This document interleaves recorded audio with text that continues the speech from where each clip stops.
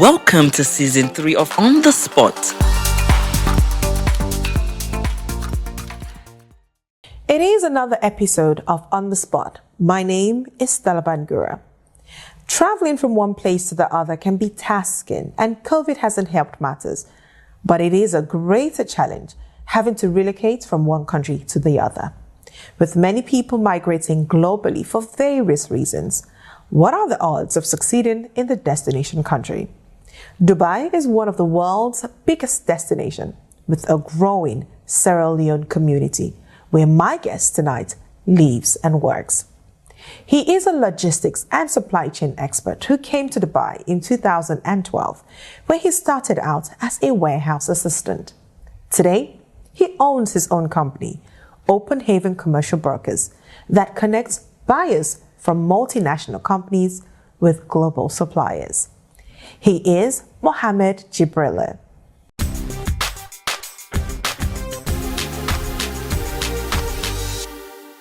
Thanks, Mohamed, for having us today on the show. You're most welcome. So, Mohamed, obviously, Dubai is home for you now, and you live here, you work here. But what was life like for you in Sierra Leone, and how did you get about getting here? Actually, life was so difficult there. It was really hard, and I tried to move out to make ends meet for my family. So in 2007, I decided to leave Sierra Leone, and I went to Iraq. I spent 5 years in Iraq working with the US Army there. So after my contract, I decided to go back home in 2011. So in 2011, I stopped by in Dubai. So when I saw Dubai, the beauty of Dubai, so I decided to, then I said, oh, Dubai will be my second home. So I went with that intention back home in Sierra Leone. So when I go back home, I try to look for an opportunity there, try to look for a job, applied for in a lot of companies there, industries, but there was nothing for me. So I find out that, oh, this place is not for me, so let me go to my second home. Okay. So in 2012, I came to Dubai. Life was so hard in Dubai because that time, it's very difficult to see Sierra Leoneans around like nowadays. Yeah? So, and the rent here, it's not like easy thing, you know. So I was in Sharjah. I was not in the bed space, in fact. I was in the mattress space.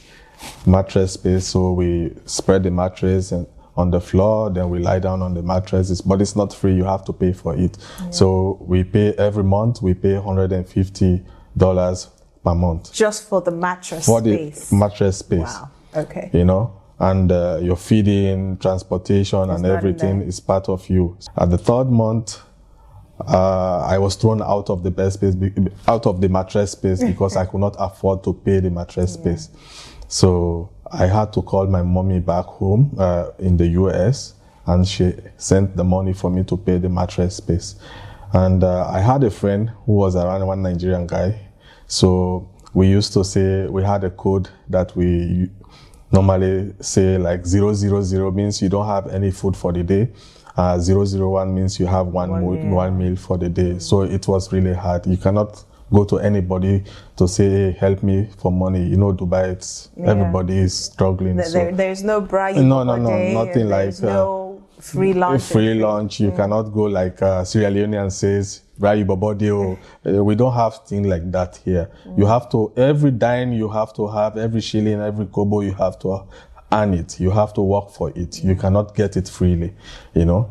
So lucky for me, one day I was going through my emails. I got a junk email that was advertising job.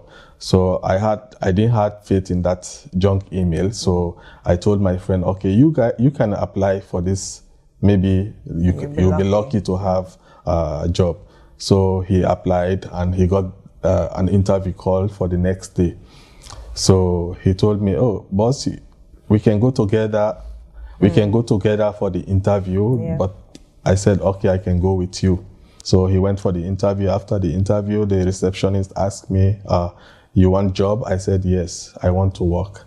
But this interview is not for me. He said, okay, hold on. I'll let you have interview with the HR when he finished interviewing the other people. And that was how you got a job? Yeah, that was doing what exactly?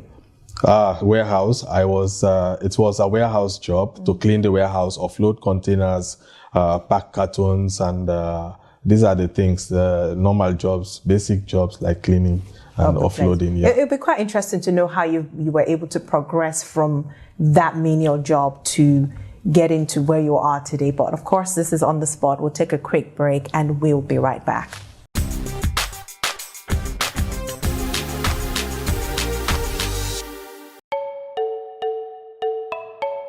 Anti-Corruption Commission, ACC, is the leading institution in Sierra Leone's effort to combat and control corruption. Our dedicated team is committed to preventing corruption through public education, rigorous investigation, and prosecution, which has seen Sierra Leone make remarkable progress in the anti-corruption ranking. We climbed 22 places in the Transparency International ranking and score over 70% for 6 consecutive years in the Millennium Challenge Corporation Scorecard. ACC operates toll-free hotlines for reporting corruption and ensures protection for informers and witnesses. We also establish solid whistleblower protection and reward scheme to recover ill-gotten gains. Together, let's fight corruption and uphold integrity for a better future.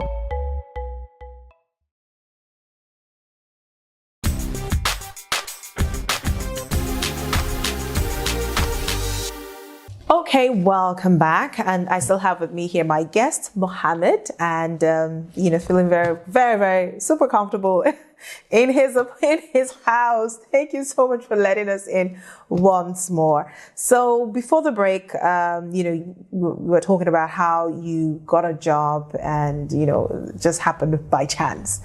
But how were you able to progress from having that job as a warehouse assistant and just sort of building yourself to where you are today, owning a company? Yeah, I used to clean the warehouse, offload containers and everything. So one day I was there offloading the container. So the director came in and he saw me uploading the container. And he was so curious to know who is offloading the container.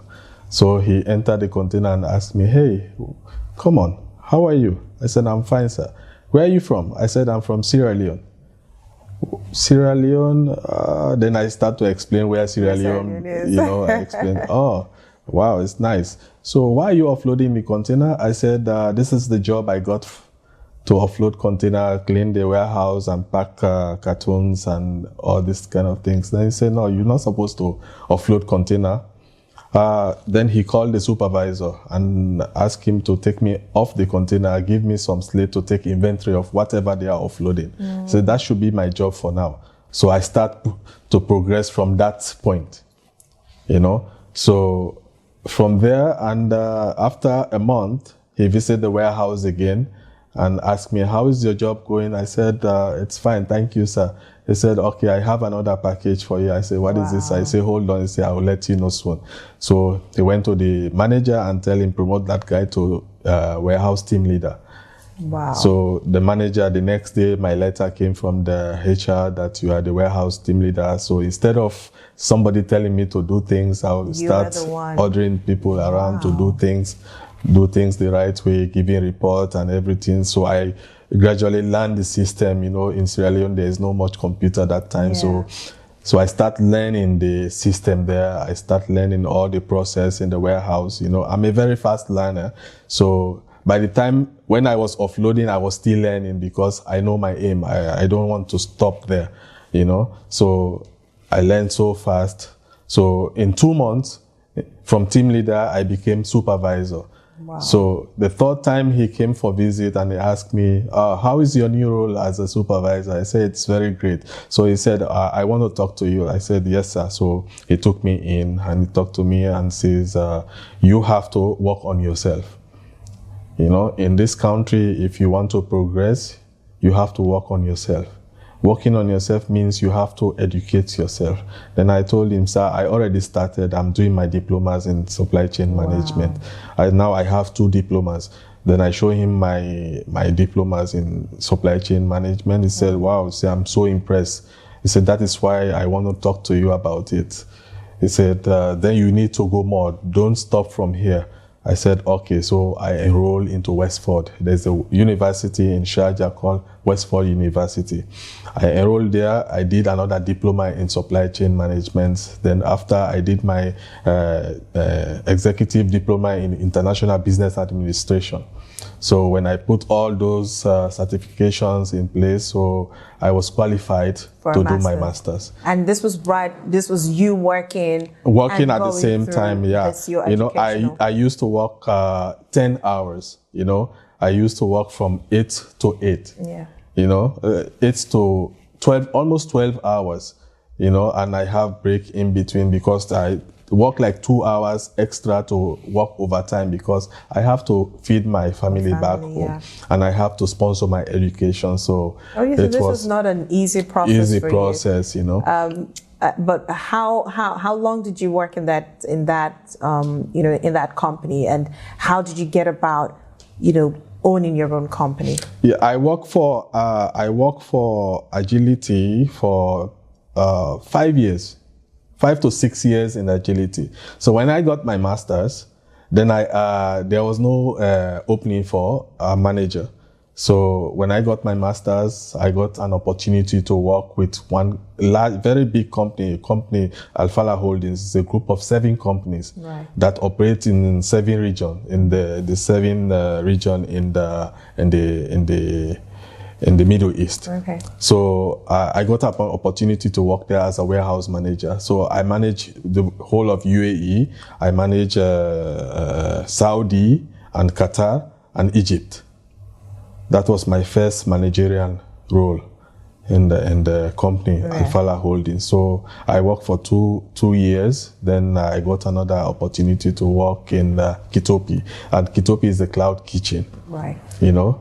It's a cloud kitchen. And from there, how did the idea to start your business come about? But when I was working in Alfala, in 2016, we opened a company back home in Sierra Leone. Right. So I was working and doing business at the same time. Right. So I have people back in Sierra Leone who contact me for business here, so I start buying business for them and sending it back home for them. I'm going to hold you there. Yeah. Very interesting. We just want to understand a little bit more about the business and how it's interfacing with Sierra Leone. Mm-hmm. This is On the Spot. You definitely do not want to miss what he has to say when we come back from the break. We'll be right back.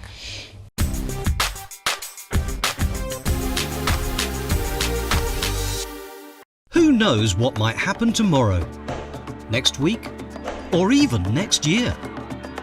But we do know that with Staco Insurance, whatever the future brings, we'll be there when you need us most, with outstanding customer service and prompt payment of your claim.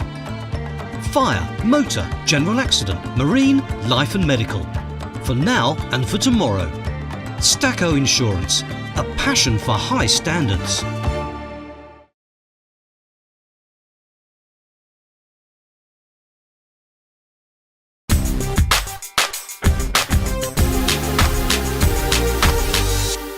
Okay, so welcome back to On the Spot, and of course, still in our Dubai series. I have Mohamed with me here, who is, the owner of his business, and he was just about to tell us a little bit more about the business and how that is, sort of interfacing with other businesses back home in Sierra Leone. So you've come this far, you've got this business. What really now is your business about, and how is it sort of bridging a gap or supporting businesses or connecting businesses in Sierra Leone to businesses here in the UAE?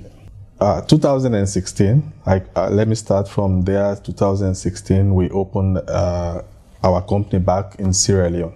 So we've been operating little by little, buying businesses for people in Sierra Leone, from Dubai, China, sending it back home, Then finally, 2021, I opened my own company, the brokerage company, wherein we've been operating, connecting buyers with sellers with buyers, because we have portfolios of industries, factories that we have connections with all over the world, not only in Dubai, in China, Russia, America, in the Middle East. You know, we have connections all over the world. So companies like production companies in different countries, not only Sierra Leone, they contact us that we need raw material to do production. So we find this raw material for them. We connect them with the companies. They buy the raw materials. We have our own percentage from there. So like for Sierra Leone, you know, people come here to buy business, to, you know, there's a lot of things involved. They have to buy tickets, buy visas and hotels and everything. So we make it very easy for them. Instead of them coming here to go through those hustles and everything. So we make it easy for them. They contact us, we find the material for them, we talk to them, they pay for it, we ship it, and it goes very easily for them. So no need to hustle to come here and spend more money. Instead of you using that money to buy ticket and pay hotels and everything. Your business. So you can use the same money back into your business. Then you have everything you want easily. That's good. So basically you shop for businesses and individuals in Sierra Leone. Yes. You bear that burden and then you ship it to Sierra Leone. But how about, you know, in terms of businesses in Sierra Leone that have products that they need markets out of Sierra Leone? How do you support them? Exactly. Like we have factories here, we have industries, we have hypermarkets, supermarkets, very large market in UAE. Like if somebody have a raw product like raw materials like farm product like orange, pear, those fruit items only. You have a large scale of them, coffee, cacao. We will find you an industry here who's in need of those material. From there. We'll connect both of you. They will buy your product. Then we'll ship it here to UAE. So you don't need to hustle. You know, you don't need to take your orange and take to Dovecourt until everything's spoiled, you know. We are here, we will support you, you know, in a very large scale. We'll bring it here, we'll sell it in the market for you. You know, you don't need to waste anything. And how about small businesses? I mean, obviously, every great business that you see today started from somewhere. They started little.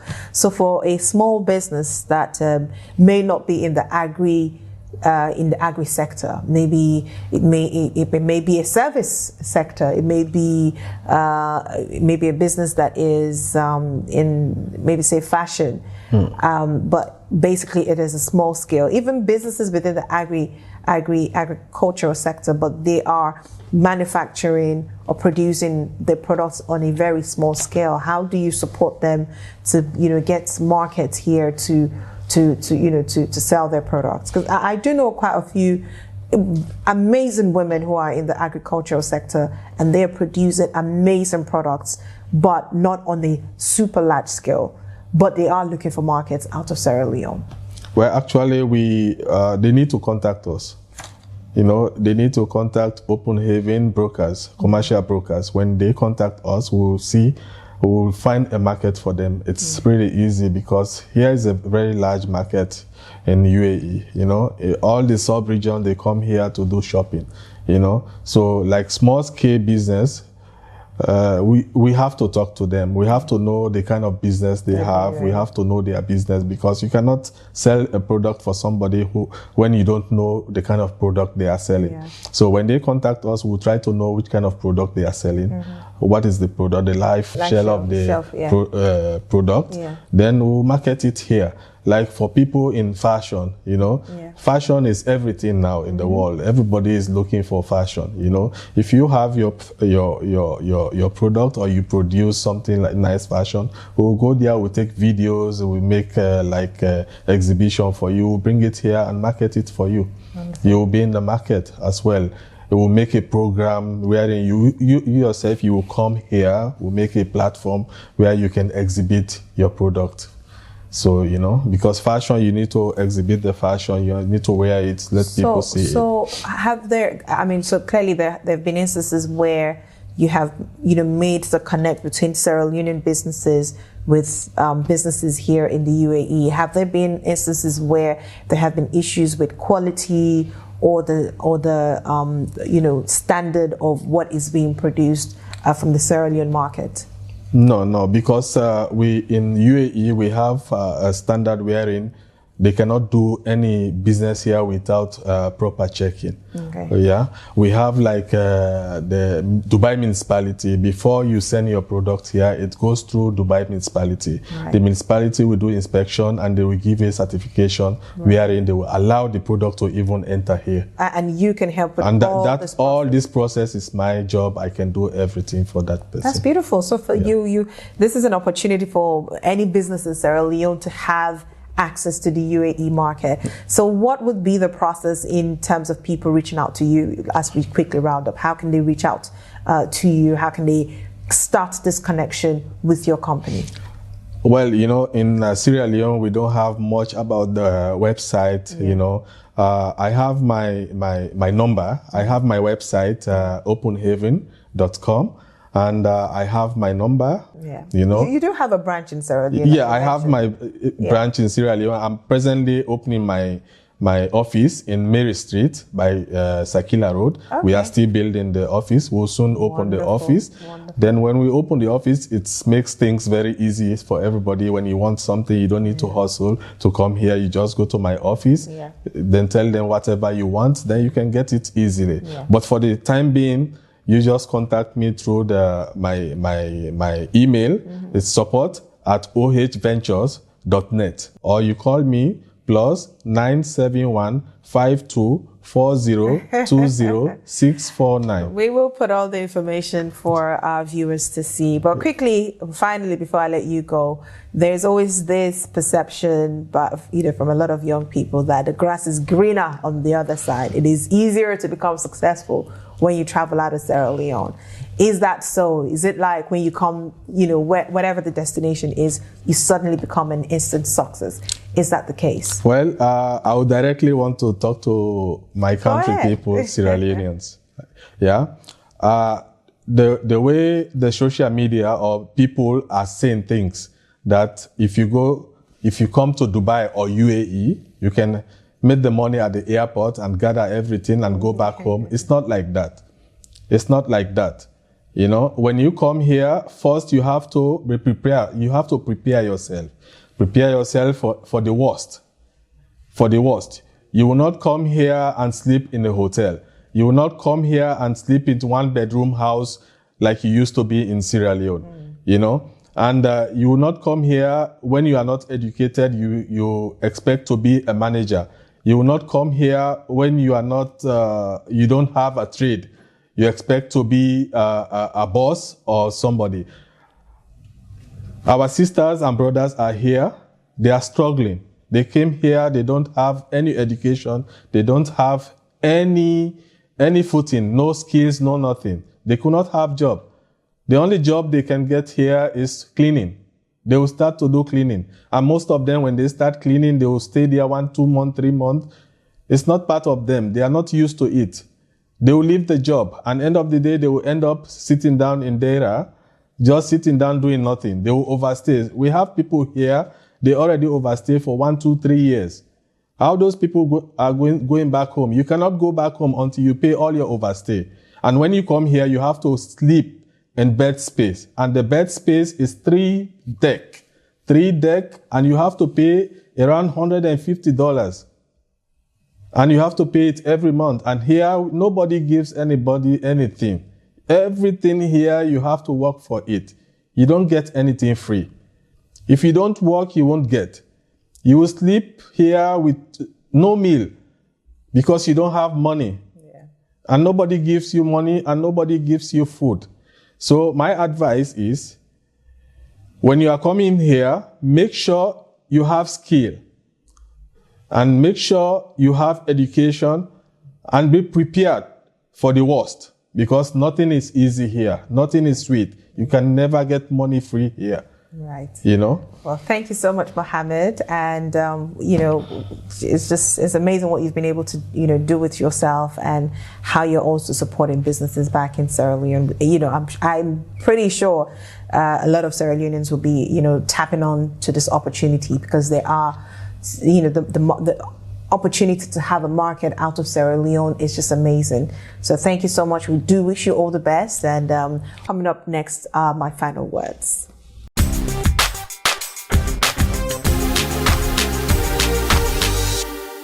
My final words. Success is not a destination, but rather a journey that will require a lot of hard work, consistency, perseverance, and above all, the never giving up spirit.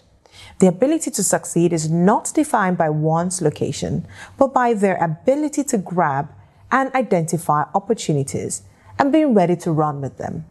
Opportunities lie all around us. Your ability to identify a problem or need in your community is the start. Next is providing solutions to those problems such that people are willing to pay you for your solution. Remember, it's not about where you are that determines your success, but your readiness to put in the work and having a succession plan for your life. Thanks to my guest for sharing his story with us, and thank you for tuning in. Please reach out via email, our social platforms, or our websites. I would love to read your experience, which I will be excited to share with our on-the-spot family to inspire them. Till the show comes back on your screen next week, stay fabulous.